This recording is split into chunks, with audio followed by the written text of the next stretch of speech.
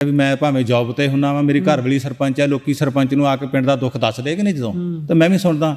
ਕੀ ਦੱਸਦੇ ਨੇ? ਇਹੋ ਲੋਕੀ ਪਿੰਡ 'ਚ ਆ ਕੇ ਦੱਸਦੇ ਆ ਵੀ ਪਿੰਡ ਦੇ ਵਿੱਚ ਹਰ ਇੱਕ ਗਲੀ ਮੋੜ ਦੇ ਉੱਤੇ ਨਸ਼ਾ ਵਿਕਣ ਦਿਆ। ਲੋਕੀ ਛੋਟੇ ਛੋਟੇ ਬੱਚੇ ਹੀ ਅੱਜ ਖੜ੍ਹੇ ਹੋ ਗਏ ਨਾ ਕਿ ਨਸ਼ਾ ਵੇਚਣ ਨੂੰ, 12 14 ਸਾਲ ਦੇ।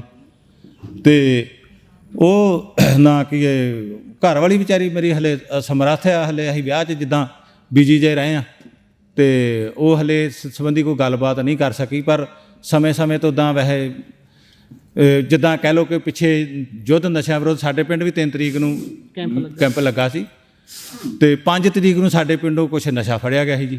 ਠੀਕ ਹੈ। 2000 ਗੋਲੀ ਸ਼ਾਇਦ ਬੋਰੇ ਦੇ ਵਿੱਚ ਸਾਡੇ ਪਿੰਡ ਵਾਲੇ ਦੱਸਣ ਵਾਲੇ ਦੱਸਦੇ, ਮੇਰੀ ਘਰ ਵਾਲੀ ਨੂੰ ਦੱਸ ਕੇ ਗਏ ਜੀ। ਪਰ ਉਹਦੇ ਵਿੱਚ ਵੀ ਪਤਾ ਨਹੀਂ ਉਹ ਕੀ ਬਣ ਗਿਆ ਜੀ। ਉਹ ਛੱਡ ਦੂਜੇ ਦਿਨ ਬੰਦੇ ਘਰ ਆ ਕੇ ਕੁਛ ਨਹੀਂ ਬਣਿਆ। ਠੀਕ ਹੈ। ਠੀਕ ਹੈ ਵਾਹਿਗੁਰੂ ਜੀ।